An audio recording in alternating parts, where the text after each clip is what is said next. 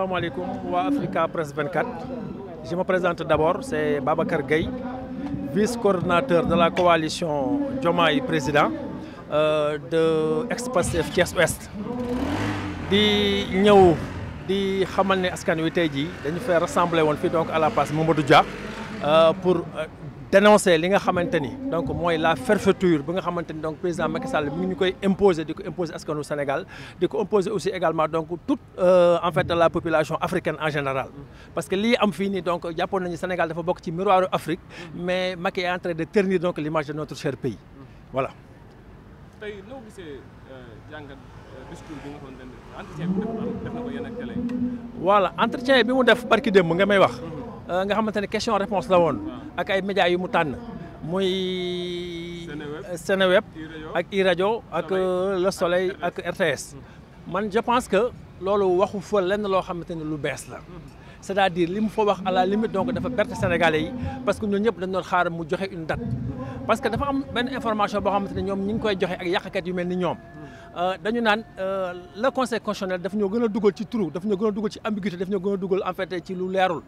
bon may wax ni di rappeler Sénégalais yi que ni conseil constitutionnel dafay wax amul benn ambiguïté c'est clair net et précis. parce que li mu wax mooy Macky Sall sa décret bii nga bëggoon jàllale. ak ñi nga xamante ne ñooy ses complices muy le parti démocratique sénégalais ak groupe parlementaire bu Benno Bokk Yaakaar ñooñu mun ko du jàll xamul tax du jàll. parce que loolu donc constitutionnellement parlant mooy ñu la loolu mun ko donc loolu dañ koy dàq kon ipso facto décret boobu dematul arrêté nañ ko mun ko deuxième mbir bi mooy li nga xamante ni mooy les élections présidentielles yow moomuloo ko ça appartient au peuple souverain maintenant dañu lay imposer nga jël date une date dans les meilleurs délais xam nga bu ñu nee meilleurs délais mais meilleurs délais dafa am lu ko encadré dafa ne meilleurs délais entre le moment où la décision de la en fait du conseil constitutionnel a été prise ak le 2 avril bi nga xamante ni moom la Macky di jeexal. mais foofu lañ ko laaj meilleur délai yi foofu aussi également tous les connaisseurs ñi nga xamante ni bon jàmmal leen tax a jóg xamal nañ ko entre le 3 ak le 10 boo ko jëlee dinañ nekk ci en fait ci le bon timing mais moom dafa bëgg a def dilatoire bëgg a cramponné wu ci forfaiture bi muy def nii loolu moo ñu indi fii yëpp tey jii voilà. léegi mu ni dialogue bu gars yi ñëwee dialogue dina jël date élection te gars yi nee nañ duñu dem est-ce que loolu du indi complication. waaw xam nga dialogue dafay compliqué xam nga j'ai l'habitude de dire que Macky Sall est rattrapé par son en fait par l'histoire il est rattrapé aussi également par son passé lui-même parce que bu ñu fàttali ko en 2011 rek taxawal na ni moo ni en fait y a pas de dialogue qui tienne devant Abdoulaye Wade donc si Wade persiste nous allons le déloger au palais mais maintenant moom bi mu def moo gën a grave bi Wade def bii dañoo dem nekk ci processus électoral lancé ko ba nekk en fait à quelques heures du début de la campagne électorale mu ñëw freiné ko net stoppé ko mais loolu lu ko gën a graaw bi mu ko stoppé conseil constitutionnel ni ko saa waay li nga def du yoon léegi ñëwaatal nga rêvé mbir parce que moom ay pexe moo doon mu annulé purement et simplement le processus électoral mais conseil constitutionnel ni ko processus mënut a annulé parce que c'est déjà enclenché léegi les candidats qui sont déjà à liste ñoom ñooy continuer mais ay pexe moom ni mu bëggoon mu nekk ay pexeem mooy ñu arrêté processus électoral bi mu nekkat benn rebelote comme ça il aura le temps donc xëy na d'aller voir un autre candidat ba nga xamante ne xëy na dina nekk en fait donc en mesure de régler seen problème ñoom waa Benno Bokk Yaakaar dina aussi également donc mën a ñëpp tous ces complices mu dugal leen ci biir donc ci loolu ci jeu boobu la ñu bëgg a dugal Sénégal bu egsee fii tey fii moom moo ñu fa yóbbu beneen bi aussi également il nous a dit que le 2 il va quitter le pouvoir waaw mais effectivement le 2 lay jeexal mais lan la ci teg après ci suuf le 2 dina quitter pouvoir mais le président de la République mënut a dem te amagul ko remplacer on ne peut pas vouloir une chose de contraire. waaw dama lay wax benn affaire dégg naa borom xam-xam bu ko doon wax dégg gis nga dialogue c'est-à-dire bu fekkee dafa fiyé wu ci li conseil constitutionnel wax dialogue xam ban dialogue mooy imposé wu moom ak les 19 candidats parce que kenn ki moom dem na muy Rose Wardini ak ñi nga xamante ni ñoom ñooy en fait technique bi ñoom la war a waxal ñu ni ko noo ko dal date dina baax par rapport ak loolu. xam nga lu tax du garaaw parce que moom ñu mu war a dialoguer wowul ñooñu il est en train en fait li mu nekk di def nii mooy day jéem a lëndëmal naxasal xelu Sénégalais yi dialogue bi mu bëgg a woote dialogue boo xamante ne intérêt yi bokkul loolu je pense que consensus mënu fa am parce que man bu ma ñëwee bëgg lii kenn ñëw bëgg la keneen bëgg la neen mun ñoo daje ci benn mbir te en fait du ñu procéder au vote démocratique foofu noonu dialogue parce que dañ koy repousser rek ni après ñu ñëwaat pour toog waxtaan c'est-à-dire loolu la Sénégal mérité wul tey jii te ñun foofu la ñu war a yóbbu ñun aussi également parce que Macky li ko yóbbu tey jii instant mu dem dos au mur c'est parce que le peuple a su résister le peuple donc a su récupérer li nga xamante moom moo ko moom Macky bu ko foqati n'est-ce pas donc ba interpeller l'opinion internationale ñu mettre ko la pression moo tax sax tey il a mis un peu de en fait d'eau dans son vin loolu moo ko indil fii donc muy jéem a wut benn échappatoire mais liy dëgg tey dëgg mooy dialogue bi mu ñuy bëgg a imposer ne nous impose pas dialogue bi ñun amul lu njëriñ li ñu amal njëriñ mooy ñi mu war a dialoguer ñi mu war a waxtaanal loolu il suffit en fait mu toog ci benn salon convoquer les 19 donc ak les partis techniques yi nga xamante ne ñoo intervenir ci élection yi wax ak ñoom donc ñu jox ko la bonne date la date idoine Sénégalais yi yeewee ko ñu dem nekk ci leneen loolu mooy dëgg. jàpp nga ne situation bi ñu nekk nii Sénégal nekkul situation bu compliquée. non mais bien sûr évidemment ku la waxul lii waxul lu am mais nous sommes dans une véritable impasse boo xamante ne Macky moo ñu fa dugal loolu mooy dëgg. parce que bu ñu demee fii nekk ci dilatoire bi ba la deux nii mais ce sera un véritable problème boo xamante ni amul benn charte wala benn texte yoo xamante ne xëy na mën nañu ko laqarcil n'est-ce pas li nga xamante moo mën a am moom balaa la deux mu démissionné bu démissionné balaa la deux ci la le président de l'Assemblée nationale ñëw bu ñëwee nag dans les 3 mois qui suivent ñu mën a organiser élection yi mais moom mu deful loolu bala deux jot mu ne léegi man pare naa ci mais problème la ñu indil te aussi également ñun Sénégal jiwu ko loolu Afrique jiwu ko loolu parce que réew mi moom fi la ay waajuram juddoo moom fi la màggee ñun xam nañu jaar-jaaram aussi également Macky il a connu la souffrance parce que dafa nekkoon dafa jógee point A carboté béygi fu mu egg réew mi nag moom war na delloo lépp lu mu am delloo ko réew parce que Macky Sénégal ameelu ko moom moo amel Sénégal te loolu mooy dëgg kon moom en fait donc waruñu yóbbu foo xamante ni saa waay ñun dañuy dem ba te xamatuñu fu ñu jëm parce que moom lay wut ci foofu la ñu bëgg a jëmee lii nag ku la ne lii yëfu génie politique la wax loolu am xam nga lii mooy lan mooy yëfu yàqkat mooy yëfu koo xamante ni vraiment kenn xamul nu ñu ko mën a qualifier yëfu koo xamante ni vraiment da nga añaane sa ndono loolu mooy li nga xam mooy dëgg loolu mooy lii wër loolu mooy li Sénégalais war a dégg. ñaanuñu ko yàlla mais bu ñu demee ba le deux tey jii nii dara sottiwul situation bi nan nga xalaat ne noonu la war a demee. waaw xam nga moi je suis pas dans les secrets de Dieu bu ñu demee ba le deux situation bi sottiwul fi ñu bañ mu yóbbu ñu la ñuy yóbbu les Sénégalais ne vont plus reconnaître Macky Sall comme président de la République du Sénégal mooy ba un. kon dañuy dem dugg ci anarchie boo xamante ni moom moo ñu war a yóbbu foofu maintenant loolu Sénégalais yi ñoo ko war a nangu bu ñu demee ba gis ni à l'issue en fait de lii mu nekk di ko def nii diggante lënd ak mardi bu ñu leetul mbala mu firiñu mais na Sénégalais yi imposer le conseil constitutionnel moom mu jël une date n'est-ce pas donc moom ñu imposer ko fekk ko fa mu seen suñu décret bi convoqué en fait le corps électoral ñu dem élection parce que moom ñun waruñu. maa ngi leen di gërëm di leen ziar di rafetlu taxawaay bi parce que journée bi ñu jël tey. dañ ci bëgg a wane suñu bopp waa Pastef section Thiès département en fait on avait programmé ça depuis lundi tey lañ nag jël décision daje fi wax suñu xalaat ak réew mi fi mu tolluwaay réew mi daal loolu lañ ci gën a bëgg incha allah waaw. tout récemment Macky Sall génn wax ak sénégalais yi. tey génnam bi lan nga ci gis. génnam bi d'abord man du dara ci man Sénégal ci man parce que. génnam amul yitte sénégalais yi man tey ma bi bokk parti opposition te majorité sénégalais yi tey 3/4 des sénégalais wala plus que ça boo leen doon woo ils seront dans l'opposition ñoom seen avis mooy na wax kañ lay def élection loolu mooy suñu xalaat na fixer date élection moom bokkatul il a régné 12 ans comme bokkatul te amalatuñu yitte loo xam ni war na def ay lendemain meilleur pour le Sénégal na wax rek ab date loolu la ñu soxla na fixé date loolu rek la ñuy xaar ci moom leneen xalaatuñ ko ci moom. dialogue bi mu woote nee na bu gars yi ñëwee mu lay jël date. waaw mais xam nga ku ñu naxoon daaw ren da ngay muus opposition dañ koy yàgg a nax muy dal ay coups di dal ci kawam te bii moom defe naa ni du première du dernière moo tax ñun waa Pastef ak la frange importante de l'opposition ñoom ils restent dans leur coin bokkuñu ci dialogue tey bokkuñu ci dialogue suba ñoom seen waxu tey di mooy seen waxu ëllëg na fixer date élection Macky Sall fixer date élection loolu lañ la laaj loolu la ñu bëgg askanu Sénégal 18 millions de sénégalais loolu rek la ñuy xaar muy sénégalais bi nekk ci biir réew mi wala ki nekk ci diaspora bi xaarul ci yow dara parce que def nga li la war. ñi ngi koy jaajëfatal mu rafet baax na mu ñaaw baax na mais il est temps que nga fixer date d'élection loolu rek la ñuy xalaat. di xam waaw ma diloo wala du dil man maa ngi ci am xaw naa ci kontaan parce que benn bésu kaso rek dafa metti te boo demee ci mag yi muy Thiès muy Dakar dans les 14 régions waa Pastef ak yeneeni parti politique am nañ fa ay détenus te benn jouru kaso rek dafa metti asamaang nag nga tëj nit ki 6 mois ba 9 mois te li nga ko tëjee amul bopp amul geen te tooñ gi weesu na bëri na kenn mënul natt am na ko fu mu commencé mais kenn mënul wax fii la yem ma koy ñaawlu loolu tëj gi ñi ngi ciy relaxé baax na mais bu ma sañoon na bàyyi ñëpp ndax réew mi ay sénégalais lañ ña nekk ca kaso ba ay gor lañ ak ay doomi gor nañ leen bàyyi ñu ñibbi ci seeni njaboot parce que ñu ci bëri ay soutien de famille lañ ay père de famille lañ ay papay jàmbur ay jëkkëru jàmbur ay frère jàmbur nañ leen libéré ñu ñibbi reprendre seeni activité pour te dire y a de ces familles presque ils sont dans le désarroi ndax góor ga leen mënaloon ña ngi ca kaso ba ñu tëj na ko rat te léegi njaboot ga nu ñu dundee day metti man def naa constat bi yow muy sénégalais nga 18 millions sénégalais ñi nekk ci réew mi ak ci diaspora bi ils ont fait le constat ne libérer suñu détenu tëgg élection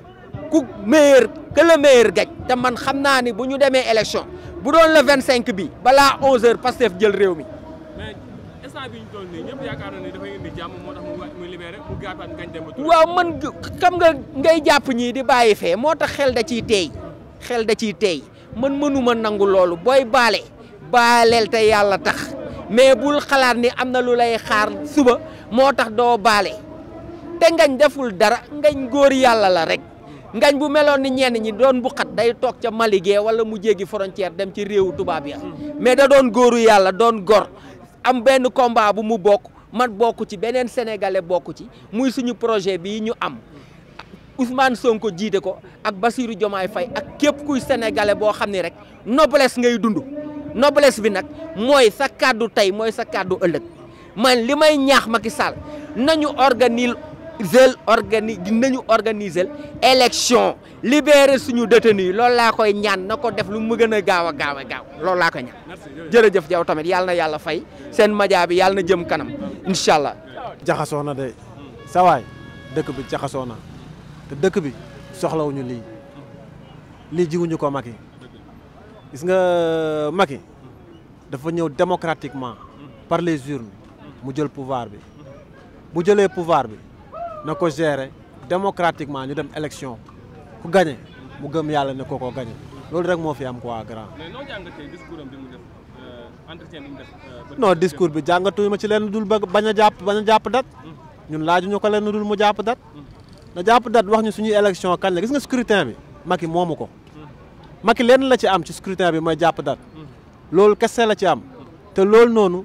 xam nga du lu koy neex wala lu koy naqari loo quoi devoir am daf ko war a def loolu loolu par force la est-ce que comprendre na ko def pare ci li ci des ñi ci des ñu war a conquérir gis nga dëkk bi sa waay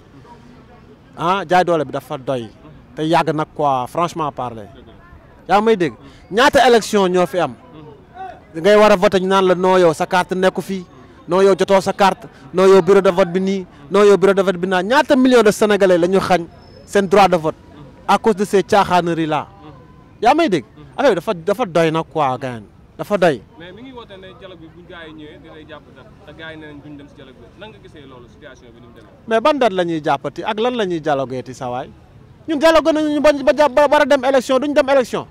dialogue kay avant élection la préparé leneen ak leneen mais instant yi ñun tollatuñ ci loolu. dialogue dafa am moment quoi. mais doo gis ni day compliqué bu gars yi demul après moom mu taxaw ne non gars yi ñoo ñëwul moo tax mënu ma jàpp. non instant yi jaay doole la fiy def rek nag gis nga nag jaay doole boobu nag moo dul woy askan bi mooy jël ay responsabilités am quoi sa waay looloo fi nekk Macky Sall moomul nit yi président la président dafa am li koy ay pouvoir yu ko yoon may am fu mu ko limité maanaam il n'est pas Dieu quoi aussi te moom scrutin bi askanu Sénégal moo ko moom. comprendre na du moom mooy décider na dañuy dem élection duñ dem élection na jàpp date bu ñuy dem élection loolu rek lañ ko laaj comprendre na. jàpp nga ni instant bi élection mën na am d'ici le 2 pour muy jeexal quoi. non élection yi lenn moo ci mën a nekk xam nga mën naa am d'ici le 2 bu baax a baax bu ko bëggee mais yow conseil constitutionnel depuis kañ la joxe woon datam la joxe woon décision am mais bu fekkoon boo conseil constitutionnel joxe décision am ba yow suba wala gannaaw suba. moom bu dee day consulter ña mu bëgg consulter mais consultation boobu bu ko joxe woon exemple le premier le 2 mu consulter le 3 mu jàpp datam kon heure bi nekkatuñ ci loolu noonu mais dafa bëggul mais nag loo bëgg a maye day fekk nga moom ko sa waay moomu ko dañu jox suñu yëf dañoo bëgg a dem élection mais bu ñu demee ba le 2 élection amul Macky bu mu yaakaar rester au pouvoir yaa may dégg président assemblée nationale mënul jël pouvoir bi parce que du situation boobu noonu c'est pas prévu par la constitution lan mooy nekk pexe pour armée jël pouvoir bi mais Macky joxuñu ko pouvoir bi pour armée di ko nangu ci moom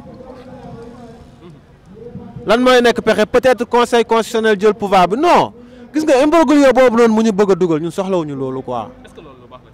mais loolu évidemment baaxul pour Sénégal te kan mooy responsable bi c'est le président Macky Sall ah c'est la clé de voûte des institutions faut pas l'oublier ah président Macky Sall c'est le chef suprême des armées quoi.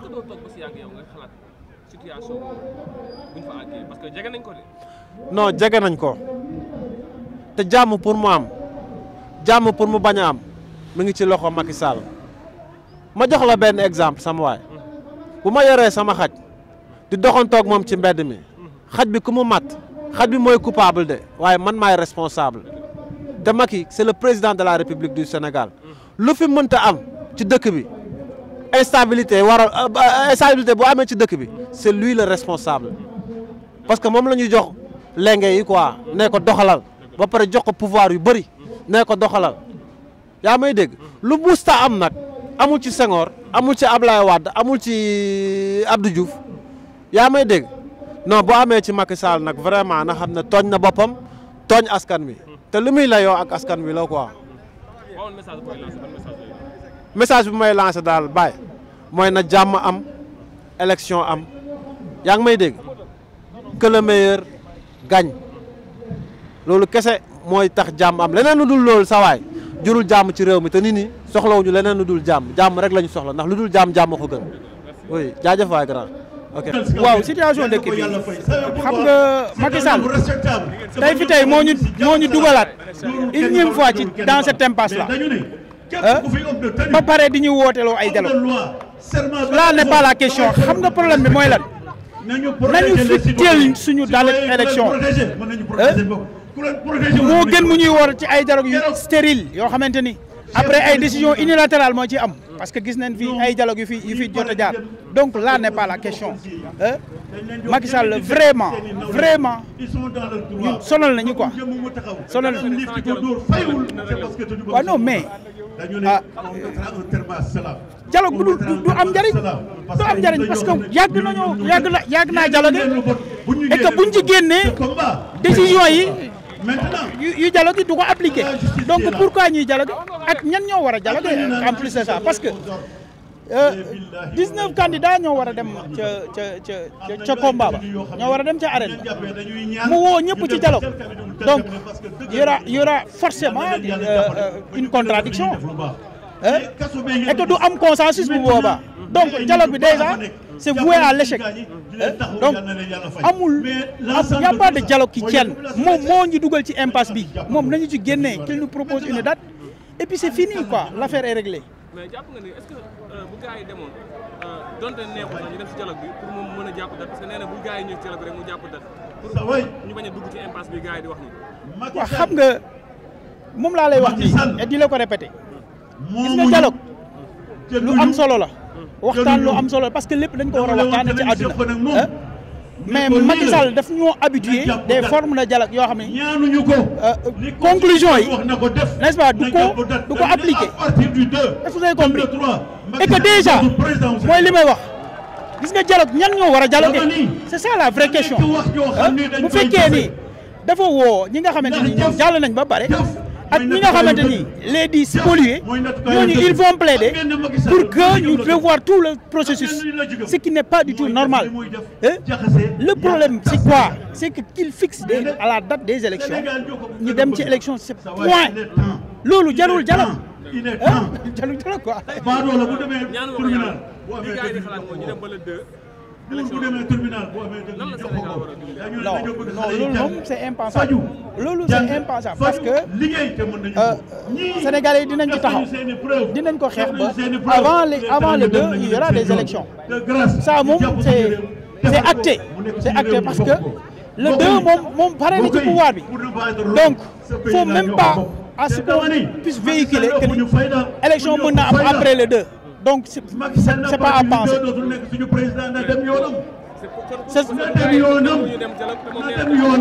non xam nga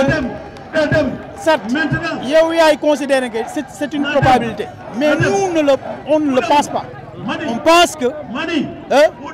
dinañ am des élections avant le 2 parce que après 2 ce sera autre chose voilà. waaw bon déjà lu ñuy rafetlu dans une mesure mooy la xam nga ñi nga xamante ni denc na leen ay weer plus de 6 mois ci délai quoi satisfaction la mais jàpp nit waxoo li nga ko def ainsi ci xëy bàyyi ko noonu loolu c'est impensable dans une république loolu kenn mënu koo qualifier dans une république. démb 8 heures la ñu xëy. Ngagne Demba Touré def lu dul acharnement comme ni ñu def son leader Ousmane Sonko il y a que de l'acharnement sur lui